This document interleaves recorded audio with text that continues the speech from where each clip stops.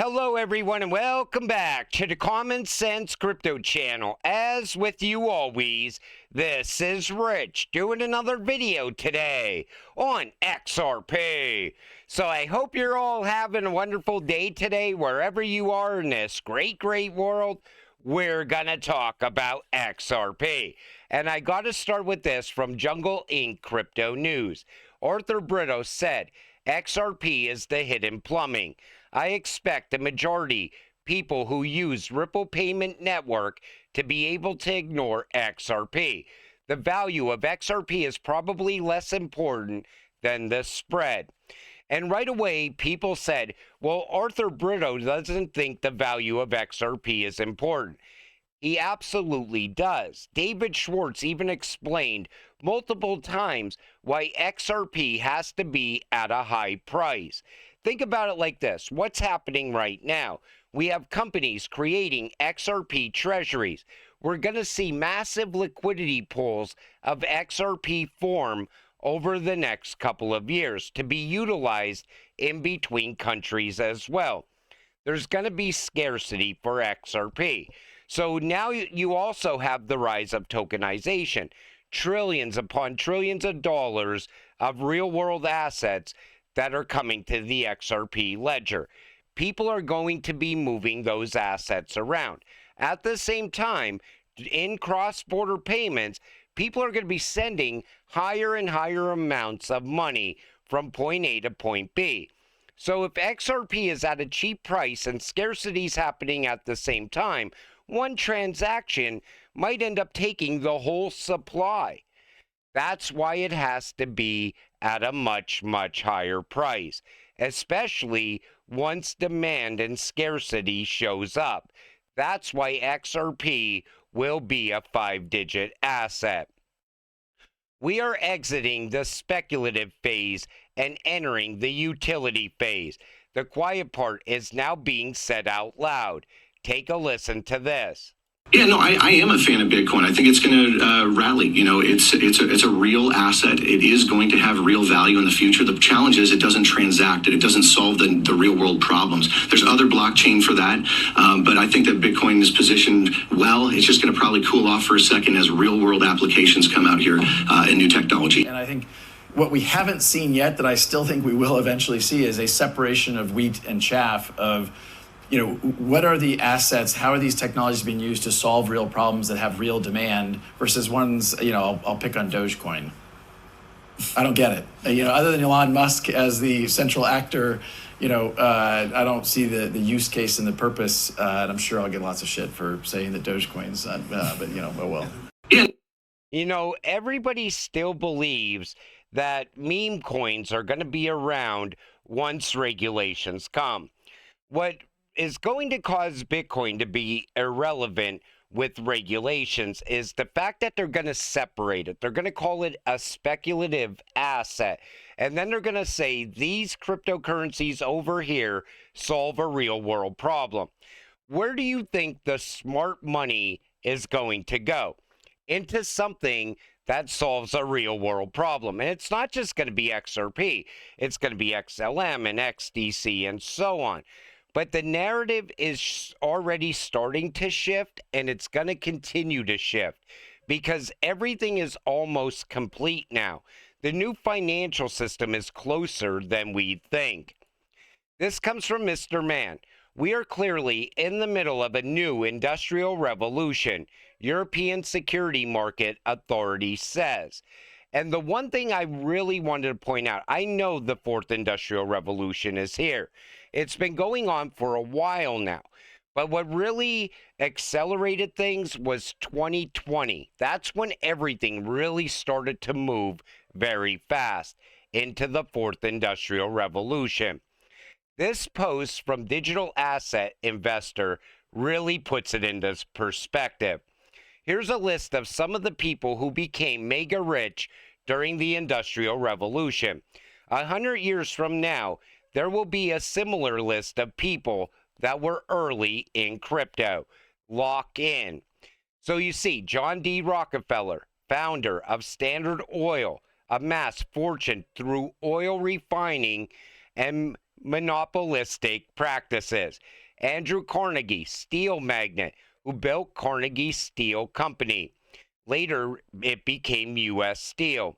Vanderbilt, shipping and railroad tycoon. J.P. Morgan, powerful financier who consolidated industries like steel and electricity. Jay Gould, railroad speculator. Collis Huntington, key figure in building the Central Pacific Railroad. Leland Stanford, railroad executive and founder of Stanford University. You are going to be named in the future the way these people from the past are still remembered today. Some people will emerge out of the crypto space as a legend. People that were able to hold long enough until XRP hit those high price points. People who ended up building generational wealth off of crypto. This is our moment. The fourth industrial revolution is already happening. All you got to do is position yourself in the right cryptocurrencies. And 100 years from now, people will still remember your name. You will be a legend. Winklevoss twins call for a $1 million Bitcoin price as Gemini goes public. So these guys go onto the mainstream media news and they call for $1 million Bitcoin. Why didn't they mention that they went to Ripple for a line of credit to get their IPO? They got to keep that Bitcoin narrative going.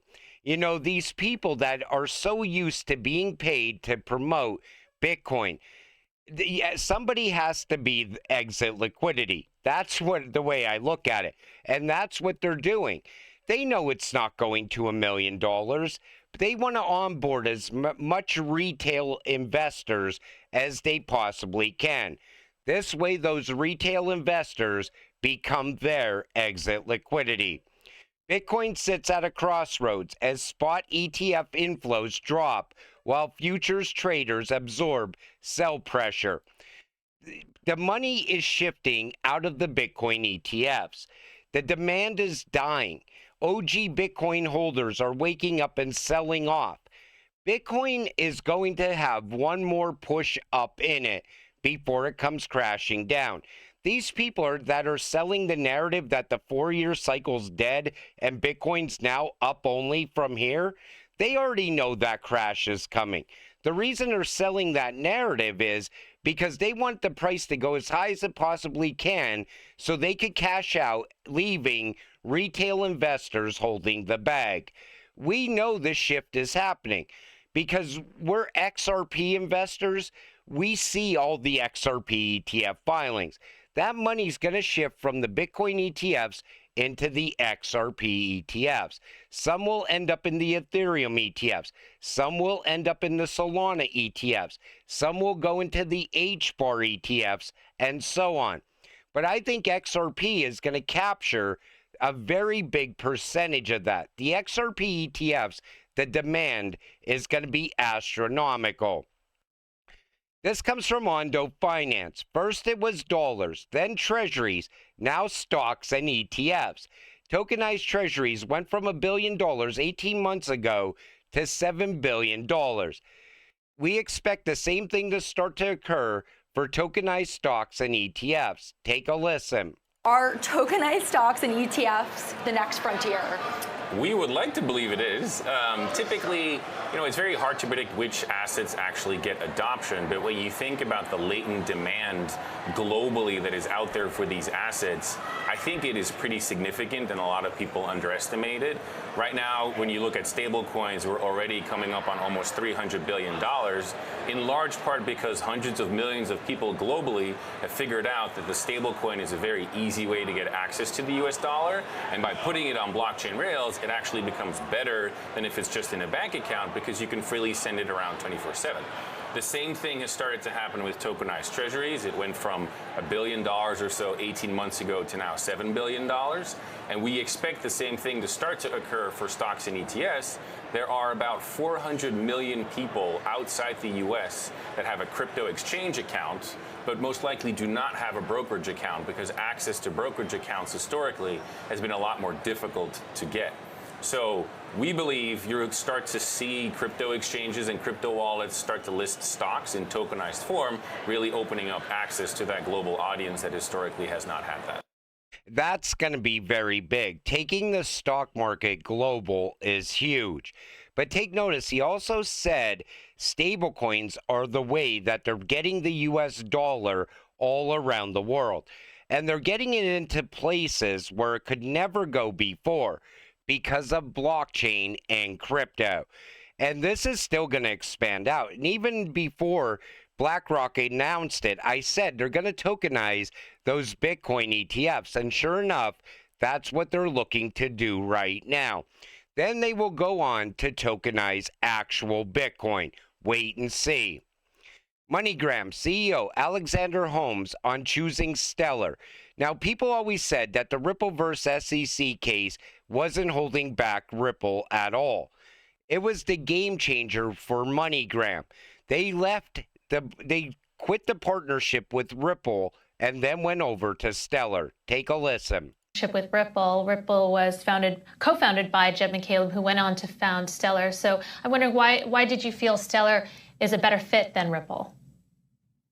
The Ripple product was very, very different, right? We were doing a lot of back end, foreign exchange trading cross border. I think, as we've said, many times, the process and the technology worked, and we had a great experience with Ripple. They tend to focus on a lot of the back end pieces. They're obviously focused quite a bit on cross border funds flow through RippleNet. With the changes and the challenge that the SEC put forward, it was very difficult for us to continue in that relationship based on the way that was structured. And so we both agreed to move on. The partnership here with Stellar. And that's why they moved on from Ripple. There wasn't anything wrong with Ripple's product. It was the fact that Ripple was getting sued by the SEC, and that lawsuit began. So MoneyGram, they had to make a decision, and they shifted over to Stellar. Everybody always says, well, MoneyGram left Ripple because Ripple had problems, and they seen Stellar as a superior product. That wasn't the case at all. But that Ripple versus SEC case, it did have an absolute big impact, not only on Ripple, but the price of XRP as well. I think XRP was suppressed for the last 4+ years because of the Ripple versus SEC case. I still think XRP has to go through a recovery phase on the price as well. And in this conversation with Beyond Broke, they talk about the Robbie Mitchnick calculator for XRP. Take a listen to this. An individual from Franklin Templeton that essentially said, look, these are global commodities, right? They're not stocks. They're not things like this. I know, interestingly, BlackRock's head of digital assets, Robert Mitchnick, actually wrote a paper alongside an individual on the board of Ripple. Have you seen that paper about the valuation of Ripple? I have. And one of the high estimates for that valuation, by the way, and we'll probably throw it up on screen, was $32.90 something cents, right? Well, yeah, in the paper, but Robbie actually created a calculator. It's difficult to find online now. Okay. But actually shows how XRP would need to operate at around $10,000 per token. Wow. To fulfill its actual use case. Yeah, interesting that Robbie's now in the position there at BlackRock. And I stumbled upon this paper because we were talking about ETFs with someone, and I said, I think people are underestimating how much volume the XRP ETF is actually going to see. I think it's going to beat Ethereum, certainly to get to that $10 billion mark. It was 250 something days. I don't think it will quite beat Bitcoin at 52 days. I could be horrifically wrong. I'd love to be wrong as an XRP holder. So I think it falls somewhere between Bitcoin and Ethereum. And I think if you look at what the CME futures have done, they're the fastest ever futures to get to $1 billion in open interest. 3 right? months. Yeah, 3 months. Yep. Crazy. And so I think people underestimate that. And one question came up, well, BlackRock's not going to offer an XRP ETF. And I said, well, why wouldn't they? Robbie literally worked at Ripple in 2017, wrote papers on valuing it. Seems logical, right? Well, anytime they've been asked about it, and Brad as well, they just say, I can't talk about that. Right. Yeah, they give us the wink, as it were. Yeah. But this is interesting stuff. And I think also in terms of how do you value this stuff, and we'll get on to maybe how you're looking at valuing. What he actually was talking about was the XRP calculator. And Robbie Mitchnick did say that it would have to be around $4,918, I believe. But then they factored in other things beyond cross-border payments, and that's how they came up with that $10,000 per XRP price point. Now, the fact that Robbie Mitchnick is over there at Blackrock, I'm sure him and Larry Fink had a long discussion about Ripple and XRP. A lot of people even think that Ripple sent Robbie Mitchnick to work for BlackRock. In other words, he was deployed to BlackRock. Not that he left Ripple to go to work for BlackRock. A lot of speculation around that.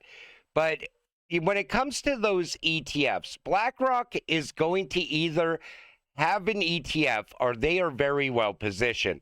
There's no other way around it, because there's no way BlackRock is going to miss out on all that XRP demand, that institutional XRP demand.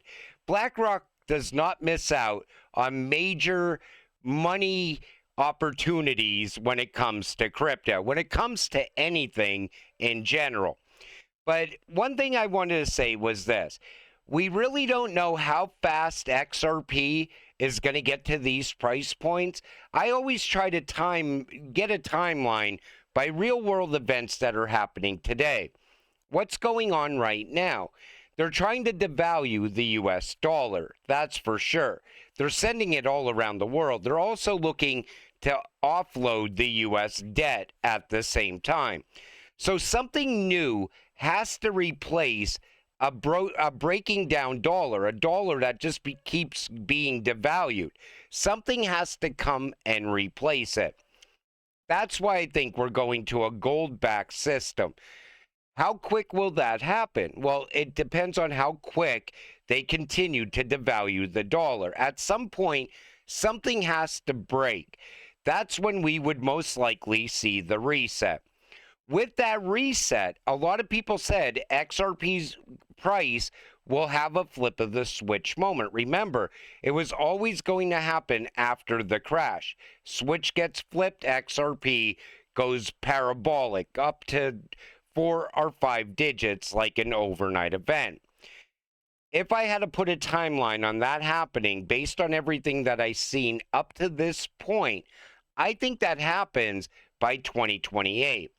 So if you're going to become a legend by holding XRP, most likely you don't have to hold it very long from here. Most people are going to be retired off of XRP by 2028. If everything falls in line the way it's falling right now, if that continues to happen and the acceleration continues to happen, 2028 will most likely be the big year.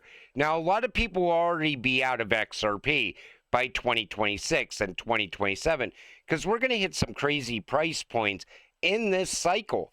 By next year, early next year, XRP should already be sitting well into 2-digit, possibly 3-digit territory. Where it goes from there, we have to see how things play out from here. But until it all happens, stay patient, stay positive, and let's get rich together.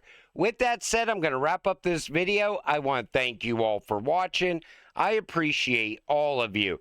I'll see you in the next one. Have a great night.